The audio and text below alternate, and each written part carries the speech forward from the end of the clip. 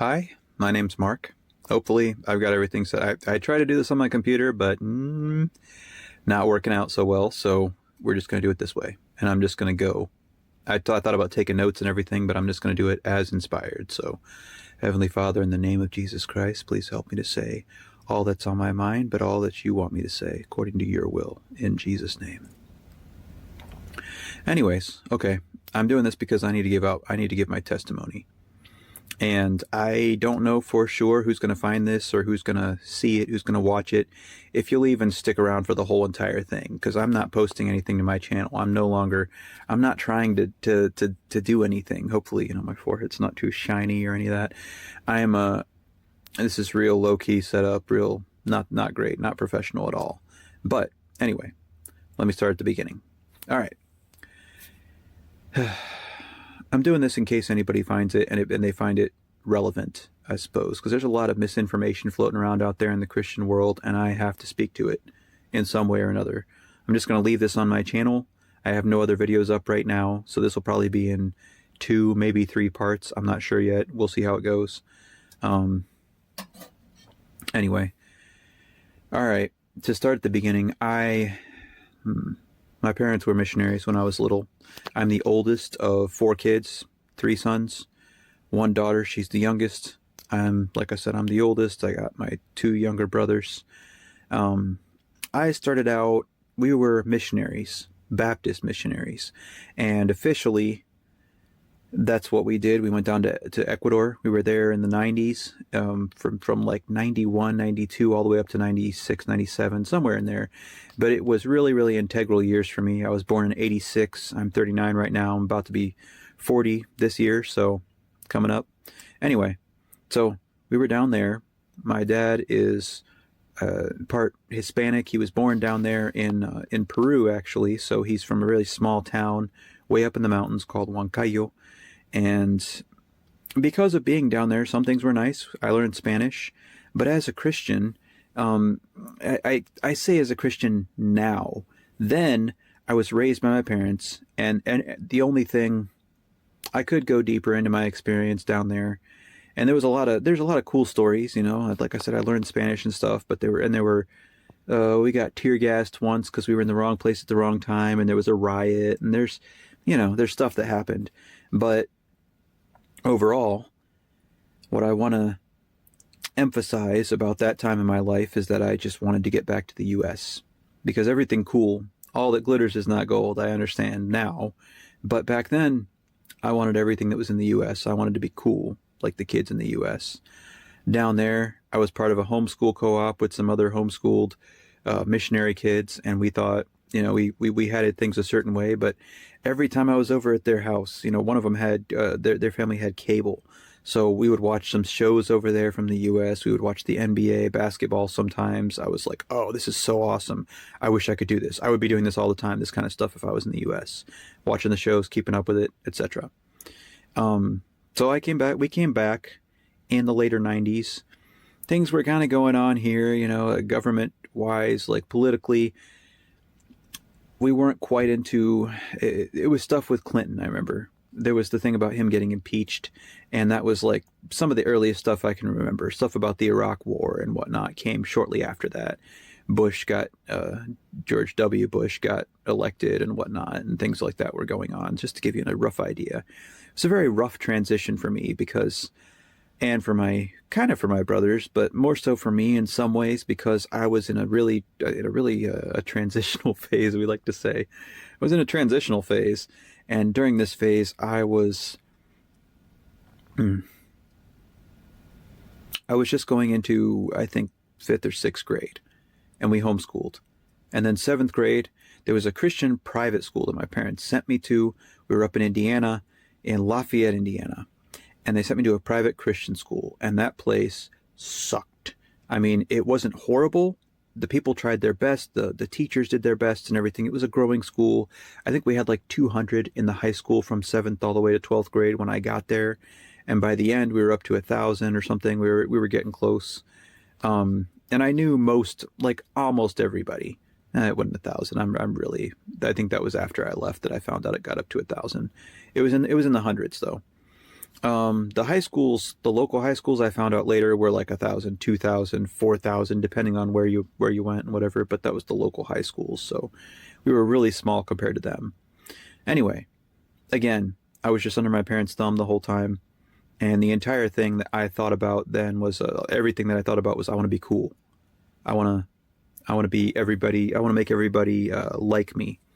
In my class, I wanted to do that. Consequently, I didn't have any girlfriends or anything the whole time. I was just trying to be cool, trying to, nudge up next to the rub elbows with all the cool kids and trying to be a skater. We're talking early 2000s. I graduated 2004, so Tony Hawk's Pro Skater was huge then, but also like just skateboarding in general and playing guitar, that kind of stuff.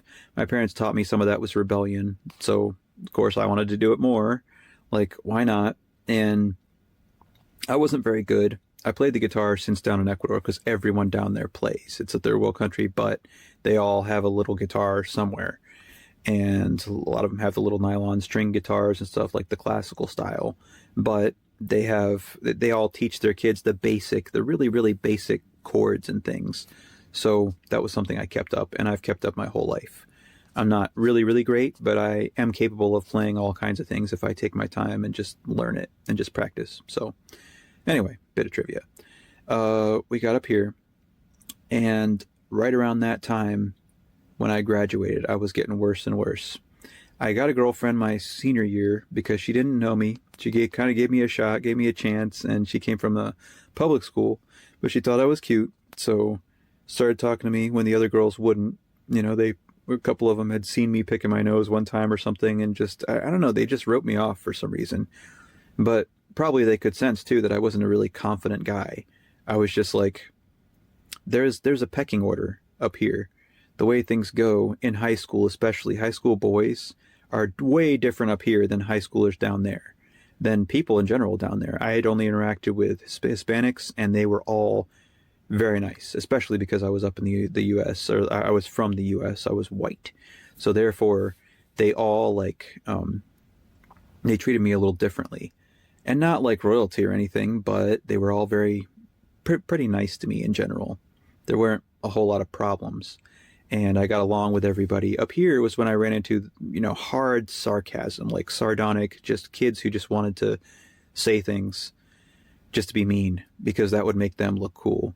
And the way to look cool in class was to be the class clown at that school, and especially in my grade. And it was to be, to cut up, to put other people down, but to do it in a very clever, witty way.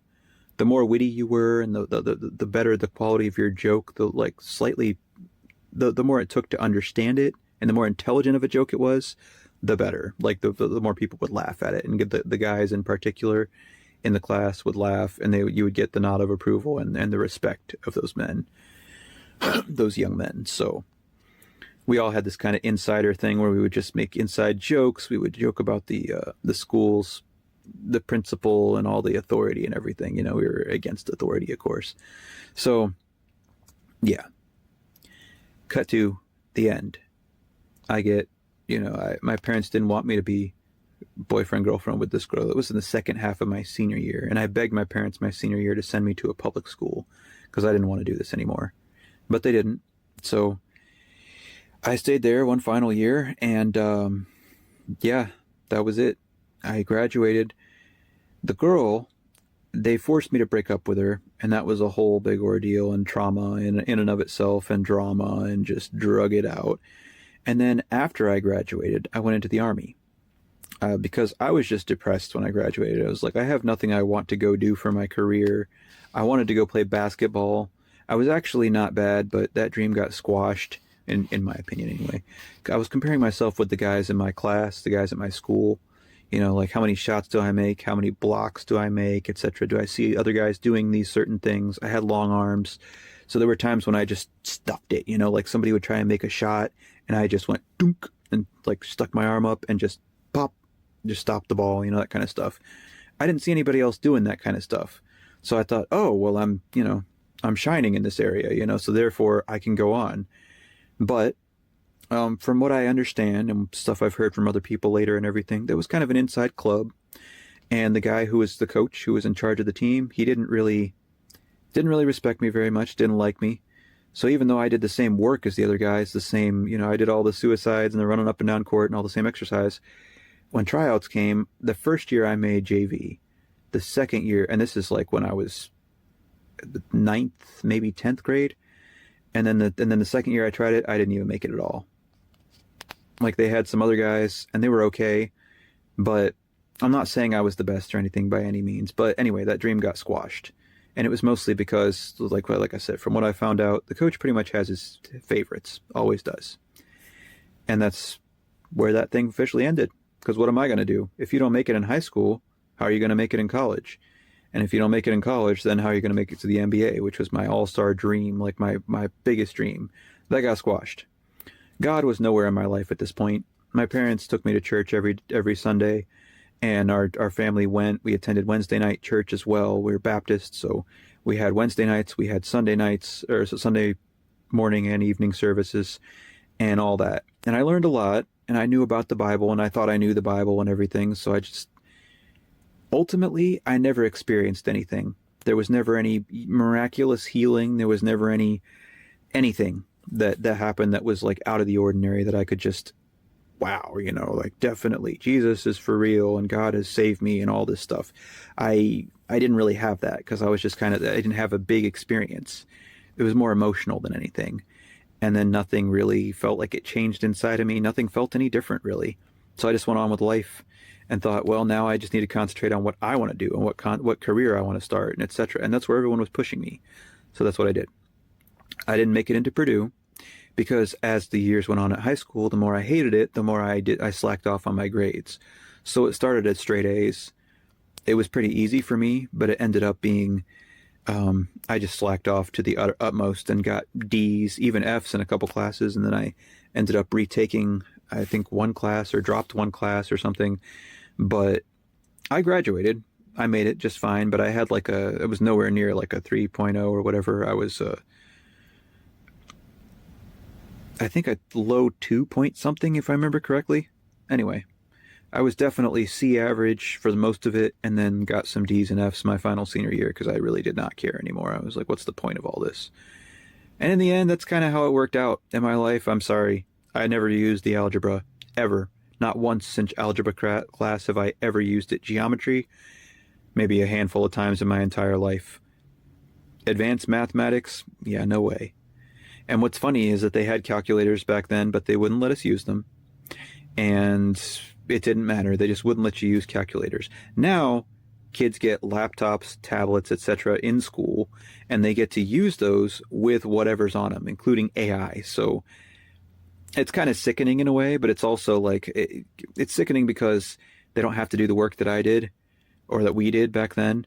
And so they're not going to get as good of an education, but also we were told over and over and over, you're going to have opportunities or times in your life when you won't be able to use the calculator and you need to know how to do it and everything. Turns out you don't. Turns out you really, really don't. I mean, you do. You need to know basic math and things that really helps in our world.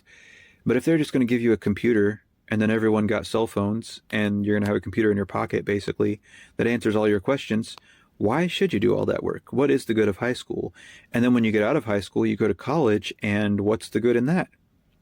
College will maybe get you set up for something, but there's no guarantee after college that you're going to get set up with a real job. So don't get me started on that. It's a whole soapbox in and of itself. Anyway, I did not get into Purdue, even though I wanted to because of my grades, and everyone else in my class kind of did, a lot of them. So I was just real depressed. My mom pushed me a little bit, and I ended up talking to a recruiter, went into the National Guard. And which means I went through Army training, I went through all the Army training. The same Army training as the guys who go straight into the regular Army. And I did, I was in training for about a year total. I went to boot camp for about 9 weeks. And then after that, the rest of it was for other stuff. I had to reclassify once. Long story short, I ended up becoming a generator mechanic. And I went back to my unit and did that. Well, when I came back from all my training, I was in Lafayette again. I met up with my old girlfriend, ended up living with her for a while, just moved in because I was out on my own. My parents had moved at that point to Georgia. We were back up in the States kind of semi-permanently at that point. They wanted to go back to the mission field, but not yet.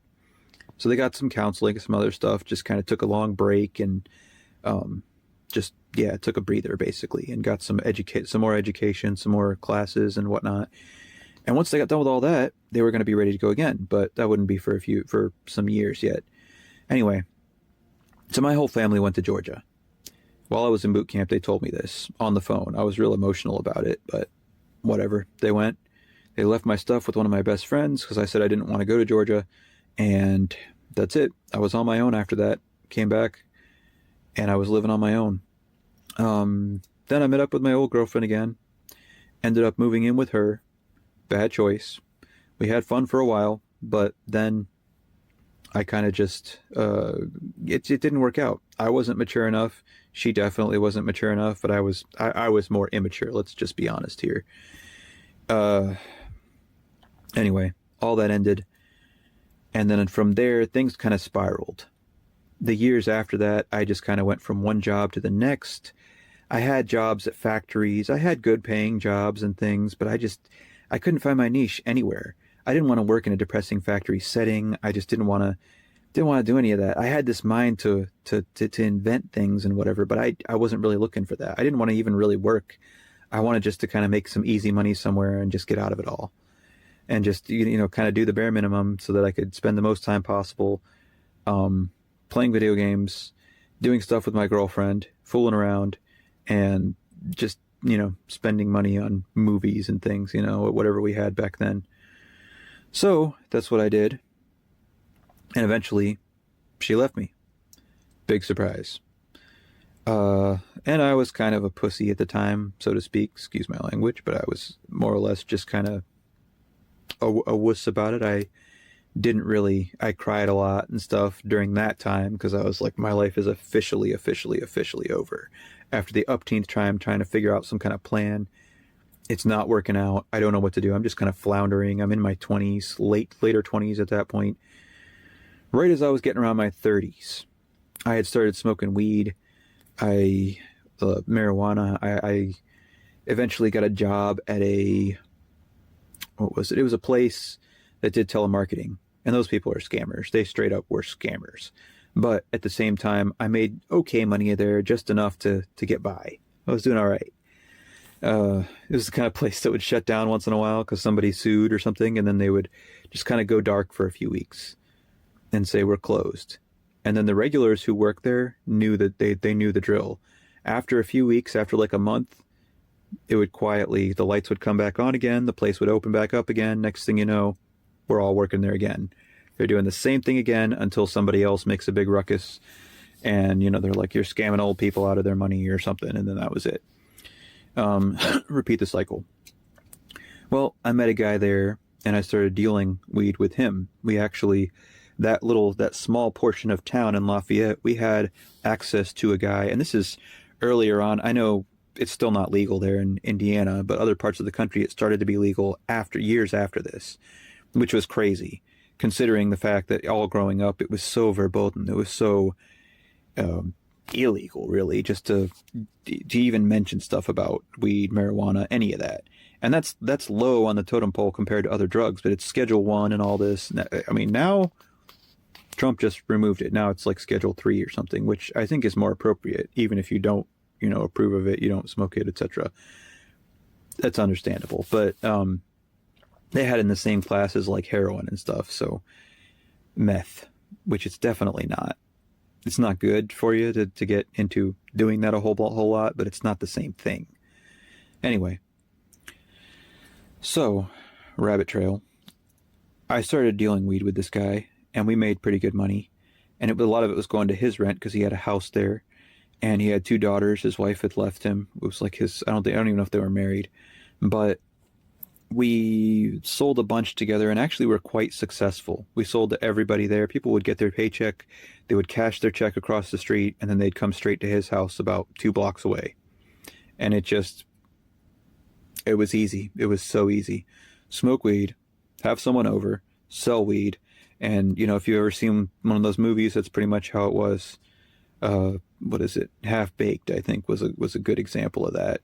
Almost, because those guys didn't sell out of their apartment, but laying around in the apartment, being lazy, all the tropes, you name it. I did it.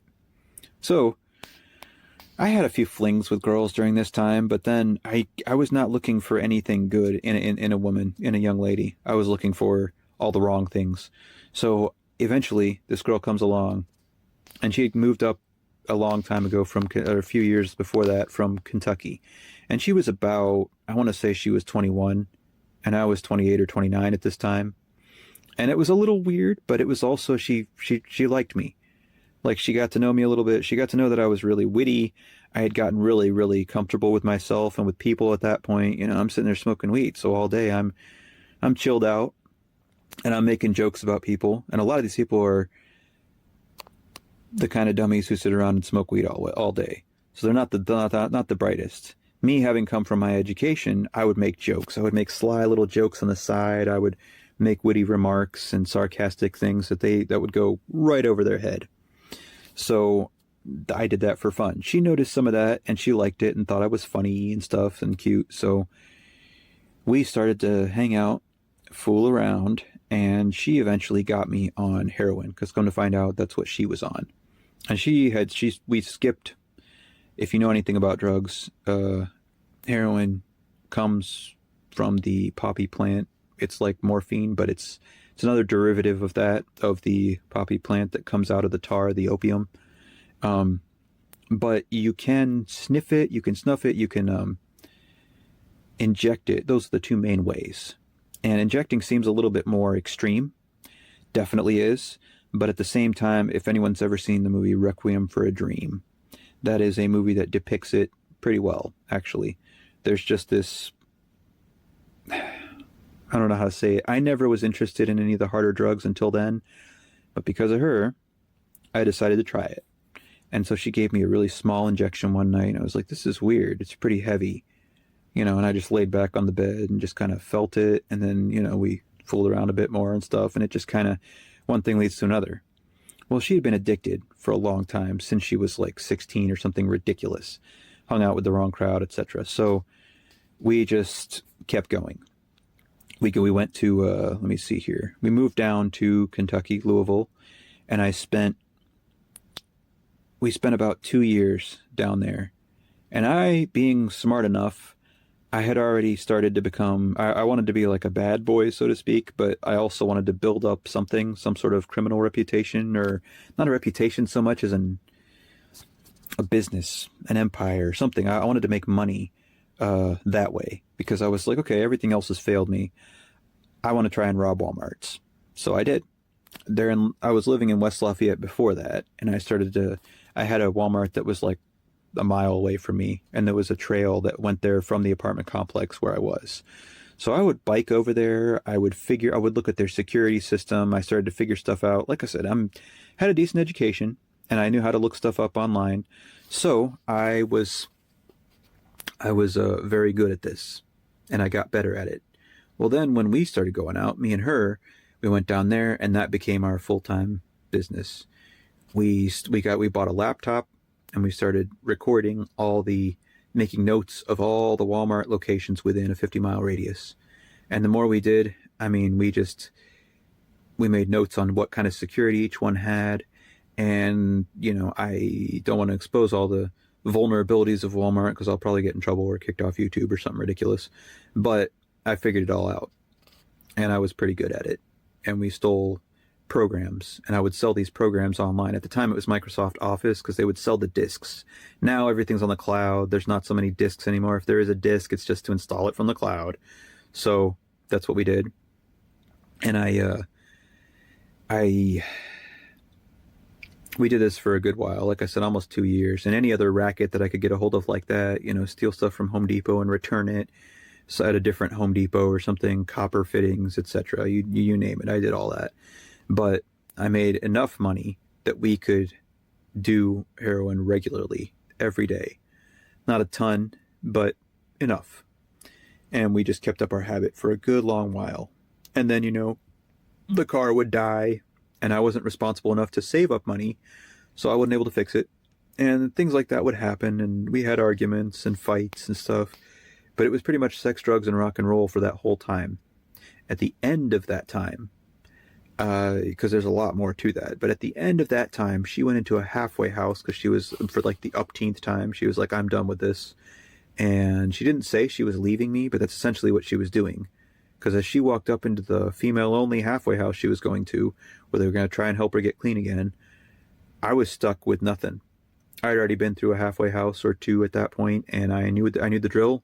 I didn't want to do that. I'd rather sleep on the street because those people are also scam artists in another way. They know they got you over a barrel. So if you don't pay your rent, they'll kick you out and they'll hold on to your stuff even. I found at one place they wouldn't let me have my stuff back, and I complained and kicked up a pretty big fight about it, and finally they let me have my belongings, my little bit that I had. But anyway, all of this was not right. I was far from God at that point. But I never stopped believing that Jesus was real, that God was real. I always knew that in my head.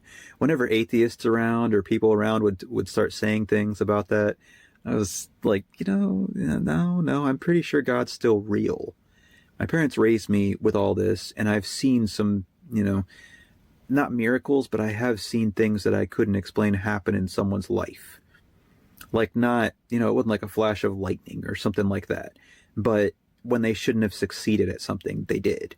Or when they should have, they didn't, and it ended up working out better for them. And their life went in a different direction, but it was completely changed. I don't know, for the better, that kind of stuff.